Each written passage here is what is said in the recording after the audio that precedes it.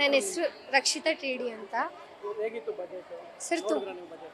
ನೋಡಿದೆ ಸರ್, ತುಂಬ ಖುಷಿ ಆಯಿತು. ಹಲವಾರು ಕ್ಷೇತ್ರಗಳಲ್ಲಿ ಅದನ್ನು ಫೋಕಸ್ ಮಾಡಿದ್ದಾರೆ. ಟೆಕ್ನಾಲಜಿ ಆಗಿರ್ಬೋದು, ಮತ್ತು ಕೃಷಿಗೆ ಆಗಿರ್ಬೋದು, ಮತ್ತು ಇನ್ಫ್ರಾಸ್ಟ್ರಕ್ಚರ್ಗಾಗಿರ್ಬೋದು, ಎಕನಾಮಿಕ್ ಗ್ರೋತಿಗಾಗಿರ್ಬೋದು, ಸೋಷಿಯಲ್ ವೆಲ್ಫೇರ್ ಸ್ಕೀಮ್ಸ್ಗಳಾಗಿರ್ಬೋದು, ತುಂಬ ಕ್ಷೇತ್ರಗಳಲ್ಲಿ ಇದು ಒಂದು ಹಿಸ್ಟ್ರಿ ಕ್ರಿಯೇಟ್ ಮಾಡಿದೆ. 17ನೇ ಬಜೆಟ್ ಕರ್ನಾಟಕ ಸರ್ಕಾರದ್ದು, ಸಿದ್ದರಾಮಯ್ಯ ಅವ್ರು ಮಾಡಿರೋದು. ಮತ್ತು ಇದರಿಂದ ಇವಾಗ 8th 12thವರೆಗೆ AI ಬೇಸ್ಡ್ ಸ್ಕಿಲ್ಸ್ನ ಹೇಳ್ಕೊಡ್ಬೇಕು ಅಂತ ಹೇಳಿದ್ದಾರೆ. ಅದು ಅವ್ರಿಗೆ ತುಂಬ ಹೆಲ್ಪ್ ಆಗುತ್ತೆ. ಯಾಕಂದರೆ ಇವಾಗ ನಮಗೆ ಕಷ್ಟ ಆಗುತ್ತೆ, ಯಾಕಂದರೆ ನಮ್ಮ ಜನ್ರೇಷನಲ್ಲಿ ಇದು AI ಎಲ್ಲ ಅಷ್ಟು ಇರಲಿಲ್ಲ. ಇವಾಗ ಅಪ್ಡೇಟ್ ಆಗ್ತಿರೋದು. ನಮಗೆಲ್ಲ ಜಾಬ್ ತಗೊಳ್ಳೋಕ್ಕೆ ಮತ್ತು ಬೇರೆ ಒಂದು ಏನಕ್ಕೆ ಆದರೂ ತುಂಬ ಕಷ್ಟ ಆಗುತ್ತೆ. ಅವ್ರಿಗೆ ಅದು ಇವಾಗಲೇ ಅದನ್ನು ಹೇಳ್ಕೊಡೋಕ್ಕೆ ಏನು ರೆಡಿಯಾಗಿ ಮಾಡವ್ರೆ, ಅದು ತುಂಬ ಖುಷಿ ಆಯಿತು ಸರ್. ಮತ್ತು 16 ವರ್ಷದ ಮಕ್ಕಳಿಗೆ ಬ್ಯಾನ್ ಮಾಡಿದ್ದಾರೆ ಮೊಬೈಲ್. ಅದು ತುಂಬ ಖುಷಿ ಆಯಿತು ಸರ್. ಏನಕ್ಕಂದರೆ ಮಿಸ್ಯೂಸ್ ಆಗ್ತಿದೆ, ಮತ್ತು ಅದರಿಂದ ತುಂಬ ಸಮಸ್ಯೆಗಳಾಗ್ತಿದೆ. ಓದೋಕ್ಕೆ ಅವ್ರಿಗೆ ಕಾನ್ಸಂಟ್ರೇಷನ್ ಮಾಡೋಕ್ಕಾಗಲ್ಲ.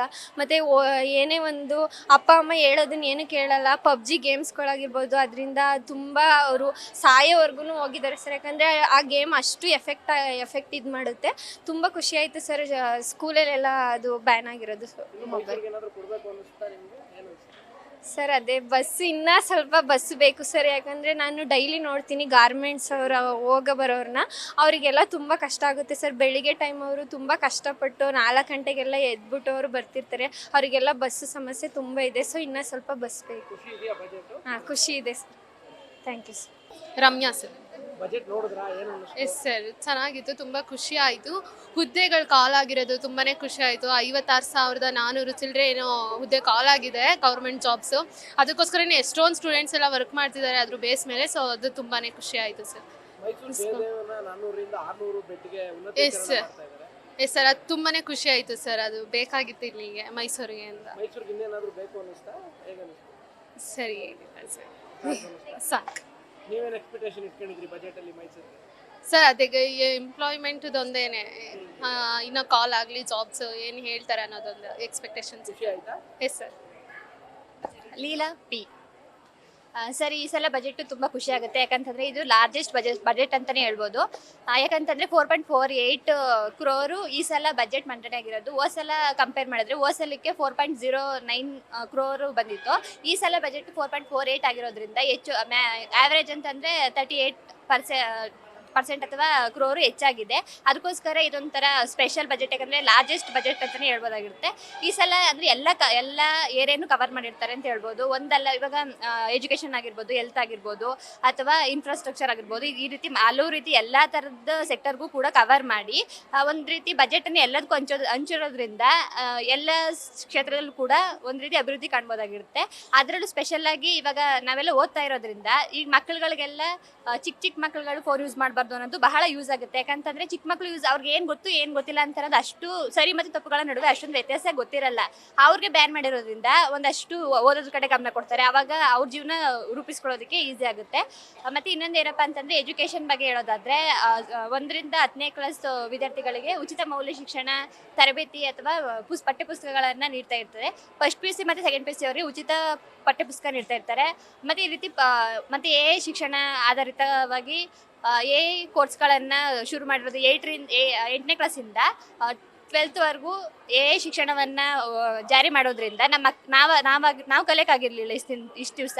ಇನ್ನು ಮುಂದೆ ನಮ್ಮ ಯಾರಾದರೂ ಜೂನಿಯರ್ಸ್ ಆಗಿರ್ಬೋದು ಕಲಿಯೋದ್ರಿಂದ ಅವ್ರಿಗೆ ಹೆಚ್ಚು ಜ್ಞಾನ ಬೆಳೆಯುತ್ತೆ ಅಂತ ಹೇಳ್ಬೋದಾಗಿರುತ್ತೆ. ಮೈಸೂರನ್ನು IT ಹಬ್ ಮಾಡಬೇಕು ಅಂತ ಅನ್ಕೊಂಡಿದ್ರಿ? ಖುಷಿ ಆಗುತ್ತೆ ಸರ್. ನೀವೇನಾದರೂ ಮೈಸೂರಿಗೆ ಇನ್ನೇನಾದರೂ ಎಕ್ಸ್ಪೆಕ್ಟೇಷನ್ ಇಟ್ಕೊಂಡಿದ್ರಾ? ನಮ್ಮೂರು ಅಂದರೆ ಖುಷಿ ಆಗುತ್ತಲ್ಲ ಸರ್. ಇನ್ನೂ ಎಕ್ಸ್ಪೆಕ್ಟೇಷನ್ ಇರುತ್ತೆ ಅಂತಂದರೆ ಎಜುಕೇಷನ್ ಆಗಿರ್ಬೋದು, IT ಸೆಕ್ಟರ್ಸ್ ಆಗಿರ್ಬೋದು. ಇವಾಗ ಬೆಂಗಳೂರನ್ನ ನಾವು ಯಾವ ರೀತಿ ಗುರುತಿಸ್ತೀವೋ ಅದೇ ರೀತಿ ಮೈಸೂರನ್ನು ಕೂಡ ಅದೇ ರೀತಿ ಗುರುತಿಸೋದ್ರಿಂದ ನಮ್ಗೆ ಹೆಚ್ಚು ಖುಷಿ ಆಗುತ್ತೆ ಅಂತ ಹೇಳ್ಬೋದು. ಖುಷಿ ಇದೆ ಸರ್. ಅಂದರೆ ಈಗ ಅವರು ಎಜುಕೇಷನ್ ವೈಸಲ್ಲಿ ಪೋಸ್ಟ್ ಗ್ರ್ಯಾಜುಯೇಷನ್ಗೆ ತುಂಬ ಇದನ್ನೆಲ್ಲ ಮಾಡಿದ್ದಾರೆ, 200 ಇದೆಲ್ಲ. ಬಟ್ ಅವರು ಈಗ ಸ್ಪರ್ಧಾತ್ಮಕ ಎಕ್ಸಾಮ್ಸ್ಗಳಿಗೆ 2 ಊರನ್ನು ಕೊಟ್ಟರು, ಒಂದು ಬೆಂಗಳೂರು ಮತ್ತು ಧಾರವಾಡ. ಎಕ್ಸ್ಪೆಕ್ಟೇಷನ್ ಏನಿತ್ತು ಅಂತಂದರೆ ಮೈಸೂರನ್ನು ಸಹ ಸೇರಿಸ್ಬೋದಿತ್ತು, ಬಟ್ ಅವರು ಮೈಸೂರನ್ನು ಸೇರಿಸಲಿಲ್ಲ. ಅದೊಂದು ಎಕ್ಸ್ಪೆಕ್ಟ್ ಮಾಡ್ತಾ ಇದ್ವಿ. ಅದನ್ನು ಬಿಟ್ಟರೆ ಓವರಾಲ್ ಎಲ್ಲ ಚೆನ್ನಾಗಿದೆ. ಮಕ್ಕಳು ಯಾವಾಗಲೂ ಫೋನ್ ಹಿಡ್ಕೋತಾ ಕೂತ್ಕೋತಾ ಇದ್ರು. ಬಟ್ ಅವರು AI ಬಿಟ್ಟು ಓದಿ ಅಂತ ಹೇಳಿದಾಗ ಈಗ ಎಲ್ಲರೂ ಕೂಡ ಓದಕ್ಕೆ ಸ್ಟಾರ್ಟ್ ಮಾಡ್ತಾರೆ. ಅದಾದಮೇಲೆ ಇವಾಗ ಎಕ್ಸಾಮ್ಸ್ ಎಲ್ಲ ಕಾಲ್ ಮಾಡ್ತೀನಿ ಅಂತ ಹೇಳಿದ್ದಾರೆ. ಅದಾಗಿರ್ಬೋದು. ಈ ಎಜುಕೇಷನ್ ವೈಸ್ ಕೂಡ ಬಿಟ್ಟು ಈ ರೈತರುಗಳಿಗೆ ಅವರು ಹೆಲ್ಪ್ ಮಾಡೋಕ್ಕೆ ಸ್ಟಾರ್ಟ್ ಮಾಡಿದ್ರು. ಆಮೇಲೆ ಈ ಯೋಜನೆಗಳನ್ನೆಲ್ಲ ಮುಂದುವರಿಸ್ಕೊತಾ ಹೋದರು. ಅದರಲ್ಲಿ ನಮಗೆ ಏನು ಅನ್ನಿಸ್ತು ಅಂತಂದರೆ, ಈ KSRTC ಬಸ್ ಅವರಿಗೆ ಅದೇ ಸ್ಯಾಲ್ರಿ ಕೊಡೋದ್ರೆಲ್ಲ ಸ್ಟ್ರೈಕ್ ಮಾಡೋದ್ರಲ್ಲ, ಅವ್ರಿಗೆ ಸ್ವಲ್ಪ ಅವರು ಕೊಡ್ಬೋದಿತ್ತು ಅಂತ ಅನ್ನಿಸ್ತು. ಬಟ್ ಅವ್ರು ಏನಕ್ಕೆ ಅದನ್ನು ಅಷ್ಟೊಂದು ಫೋಕಸ್ ಮಾಡಲಿಲ್ಲ ಅಂತ ಗೊತ್ತಾಯಿತು. ಮತ್ತು ಧಾರವಾಡಲ್ಲಿ ಸ್ಟ್ರೈಕ್ ಎಲ್ಲ ಮಾಡಿದಾಗ ಅವ್ರಿಗೆಲ್ಲ ಇದು ಯೂಸ್ ಆಯಿತು ಅಂತ ಅನಿಸುತ್ತೆ.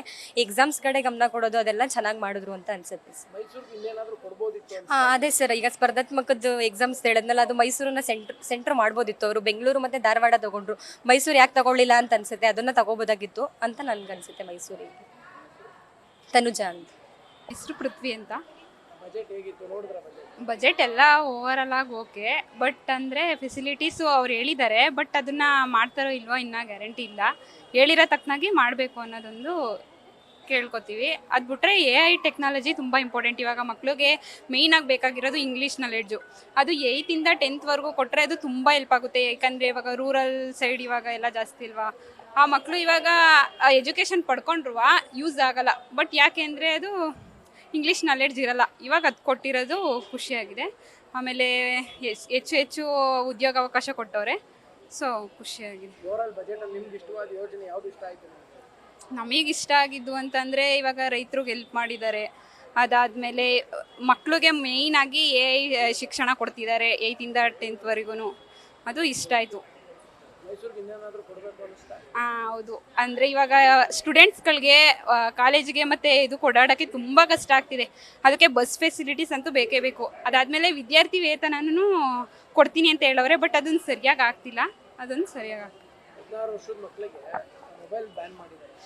ಅದನ್ನ ಜಾಸ್ತಿ ಎಲ್ಲ ಮಿಸ್ಯೂಸ್ ಮಾಡ್ಕೊತಿದ್ದೀರ. ಅದರಲ್ಲಿ ಯೂಸು ಇದೆ, ಬಟ್ ಅದರಲ್ಲಿ ಮಿಸ್ಯೂಸ್ ಇದೆ. ಅದನ್ನು ಒಳ್ಳೆ ರೀತಿ ಯೂಸ್ ಮಾಡ್ಕೊಳ್ಳೋದಕ್ಕಿಂತ ಬೇರೆ ಕೆಟ್ಟ ರೀತಿಯೇ ಯೂಸ್ ಮಾಡ್ಕೊತಿರೋದು. ಇವಾಗ ಮಕ್ಳುಗಳೆಲ್ಲ ಹಾಳಾಗ್ತಿರೋದೇ ಫೋನಿಂದ. ಅದು ಸ್ವಲ್ಪ 16 ವರ್ಷದಿಂದ ಹಂತದಲ್ಲಿ ಅದು ಕಡಿಮೆ ಆದರೆ, ಅವ್ರು ಓದೋ ಕಡೆ ಫೋಕಸ್ ಆದರೆ ಮುಂದೆ ಅವ್ರ ಫ್ಯೂಚರು ಚೆನ್ನಾಗಿರುತ್ತೆ. ಮಂಗಳ.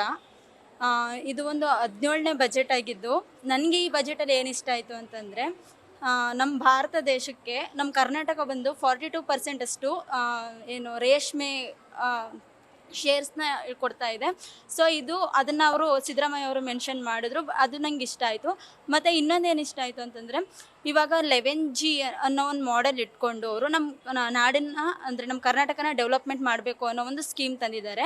ಸೊ ಅದು ಕೂಡ ಇಷ್ಟ ಆಯಿತು. ಆ 11G ಬಂದು ವ್ಯಾಪಾರ ಕೇಂದ್ರಗಳಿಗೆ ಮತ್ತು ಆಹಾರ ಆರೋಗ್ಯ ಕೇಂದ್ರಗಳಿಗೆ ಇದಕ್ಕೆಲ್ಲ ಏನೇನು ಬೇಕೋ ಆ ಫೆಸಿಲಿಟೀಸ್ ಅದನ್ನು ಯಾವ ರೀತಿ ಡೆವಲಪ್ ಮಾಡಬೇಕು ಅನ್ನೋದನ್ನು ಅವರು ಮೆನ್ಷನ್ ಮಾಡಿದ್ರು. ಅದೊಂದು ಇಷ್ಟ ಆಯಿತು.